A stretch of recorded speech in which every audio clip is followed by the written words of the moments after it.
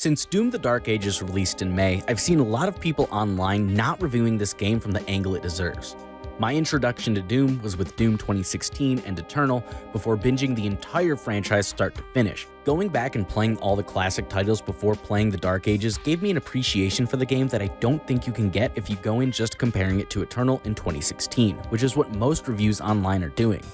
With that being said, I'm going to be as fair as possible to this game, going over both the good and bad. Doom: The Dark Ages does a really good job starting the player off feeling powerful. Unlike 2016 and Eternal, which make you wait a bit before letting you sink your teeth into the more advanced and exciting mechanics in the game, The Dark Ages lets you hit the ground running with the two most important parts of your kit right from level 1, the shield and melee combos. Right off the bat, you're already an unstoppable force, flying around the first few arenas like the word meat hook was never part of your vocabulary. The game does a great job of showing you just how fast-paced it's going to be right from the beginning, which will feel especially rewarding to players fresh out of Doom Eternal, who are going to want to push this game's mechanics from the start.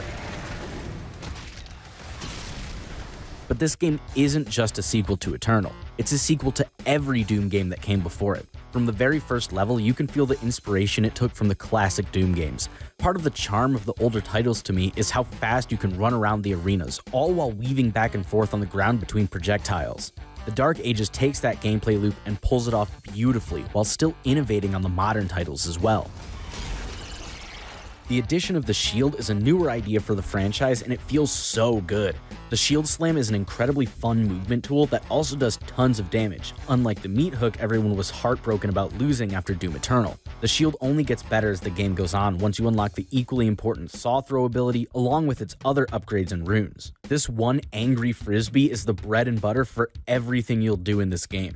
The throw stuns heavy enemies and breaks armor to help you collect resources and clear groups of fodder demons, and is pivotal to avoiding damage in the middle of a fight. The parry mechanic is just as thought out and complex, with parries creating openings for doing damage, charging melee strikes, and parried projectiles activating powerful runes that have massive utility and damage.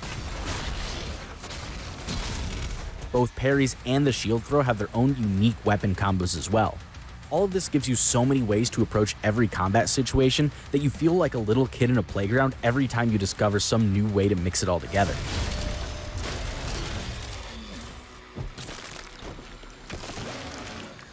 Where Doom Eternal focused on a loop of weapon combos, farming resources with your cooldowns, and then going back to doing more damage, The Dark Ages smooths out some of the rougher edges by merging different combat mechanics together to form more fast-paced fights. In Eternal, when your super shotgun gets low, you look for a fodder demon, hook onto it, chainsaw, and then get back to the fight. In The Dark Ages, your ammo farming mechanic is built into your melee strike, allowing you to recover resources mid-fight as you perform combos on the demons you actually want to be fighting. Armor collection is also expanded on from Eternal, making it accessible with multiple parts of your kit instead of 2 specific cooldowns. Enemies spawn with their own armor that you can break and collect as you do normal damage to them, and your combat shotgun, flail, and first shield rune also farm armor with some upgrades, all of which are parts of your kit that you would use while fighting whether they dropped resources or not. Combine that with faster executions to get health quickly, and you start to see just how much this game wants you to be constantly on the offensive and in the action. Every part of your kit, when used at maximum efficiency, lets you do more damage, farm more resources, and survive longer. This game has a much heavier focus on having the right tool for the right job, emphasizing combos with your shield, melee, runes, and current weapon, instead of quickly swapping back and forth between different guns just because more bigger damage go brr. Like the classics, weapon swapping doesn't cancel reload animations. Instead, you're meant to use your shield and melee strikes to fill the gaps. As a player, it's incredibly fun and a lot more engaging than Eternal, at least for me. The quote-unquote correct way to go about a fight isn't about how fast you can click to a different gun between shots. Instead, you're rewarded for playing around and having fun mixing and matching different guns to different scenarios. This makes you feel like you have a lot more options to approach every fight. It's a huge relief to all the console fans out there who were struggling to get the most out of the last 2 titles because of the weapon wheel. Before switching to PC, I was in that exact same boat, only ever using 2 or 3 guns because it wasn't worth stopping mid-fight to swap to a different one. One change from Doom Eternal a lot of people were complaining about is glory kills being replaced with executions, even though the new system doesn't even remove glory kills. Any leaping execution on a demon will initiate a glory kill, as well as killing bosses, mini-bosses, and dismantling Pinky Riders. The game never got rid of glory kills, it's just emphasizing a more fast and fluid combat loop compared to Doom Eternal. Instead of being stuck to a demon locked in an animation, you cycle between different powerful melee strikes while still allowing you full control of your character. It's a system that works well specifically in this game's combat loop. Just because Doom Eternal would be worse without glory kills doesn't mean this game is worse for shifting away from them. Glory kills were a main staple in 2 out of the 6 Doom games that came before it, not something that defined the franchise.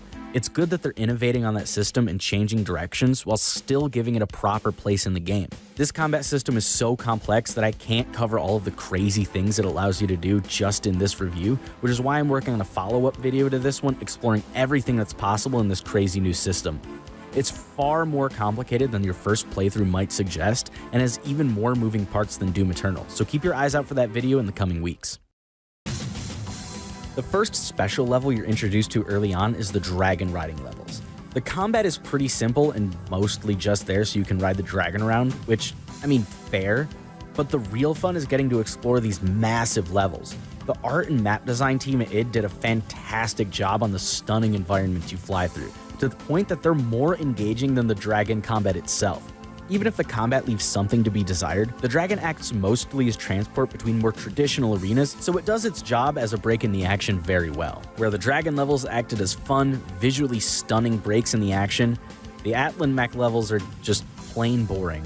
The combat is genuinely brain dead to the point where you mess up more from not paying attention to the level than from it actually being hard. They don't last too long, but each time they show up, it puts a slog on any replay of the game. They just feel like unskippable cutscenes that you also have to engage with. Equally important as the combat loop is the map design. This is more than just a shooter after all. There's puzzles and platforming to take into account, as well as the design of the arenas you fight in. I think this is where the Dark Ages starts to take a more mixed direction. While the more open spaces feel good to play in during the big arena battles they were designed for, certain maps take the concept a bit too far. The worst example of this to me is level 6, Siege Part 1. Just to get to the start of the level, they make you walk through this massive hangar with literally zero gameplay. I'm going to put a timer on the screen for how long it took me, but I don't think you need me to tell you that this is not fun gameplay. And that's before you even get to the massive open level with no guidance telling you which path is the right way to go except for your yellow objective marker. Having this massive area to explore on a first playthrough grinds the pacing of the game to a halt. It feels terrible when you have to wander around this massive open area looking for 5 gold you missed all the way back near the first arena because your fog lights didn't reveal it the first time you walked through. This is the most extreme example of this in the game, but there have been more than one occasion where I have to backtrack across what feels like a continent because I accidentally stepped over 2 pieces of gold. They also made the strange decision to have multiple extended swimming sections later in the game, both with and without active gameplay. One of them literally does the swimming for you and really adds nothing to the experience that a cutscene wouldn't have done better. This kind of level shows up a few times throughout the game, with the rest being more linear levels with expanded arenas to accommodate the new combat system. Overall, I find myself having more fun exploring these bigger maps than I find myself being annoyed at their scale. Going from the intense mazes and cities of Doom 1 and 2 makes walking kinda far for some loose change feel a bit less annoying, which is why I'll talk a bit more about that specific topic in the next segment.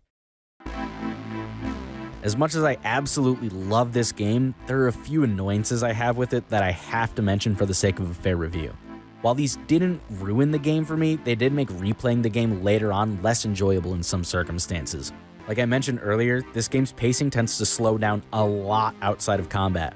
There are multiple areas where you're just walking through big open spaces with nothing to look forward to except the yellow objective marker guiding you or the secrets that you missed along the way. No demons, no secrets, no puzzles, no bitches, just walking. In an adrenaline-filled game like Doom, if your mind isn't busy hunting down secrets or fighting demons, you're wasting the player's time. This game has a fantastic combat loop, but it really feels like they had certain levels where the main goal was to flex the new id Tech 9 engine's capability to handle large spaces, and they didn't find enough time to fill those spaces with something meaningful. I think the Arsenal upgrade system is a big step down from Doom Eternal. Previously, each upgrade currency you collected would allow you to spec into different parts of the Slayer's kit. Weapon points were typically awarded in combat and allowed you to upgrade your guns, while Sentinel Crystals and Praetor points were found through exploration and were used to upgrade your suit and equipment. In the Dark Ages, you also have 3 forms of currency, except they all go towards the exact same upgrades. And with how frequent gold drops are laid around the environment in secret areas, it starts to feel incredibly tedious to go through the upgrade process when you're replaying the game, especially when you hit tab to check your secret progress and see you missed 2 gold somewhere in the level, and now you have to go over each and every pickup on the map to find which area you accidentally stepped over one. And it's not like these are areas you missed. You just walked too far to the left for one step and missed an ingot or two among many scattered on the floor. Another big pacing killer is the fact that you can't swap between all of your arsenal mid-fight.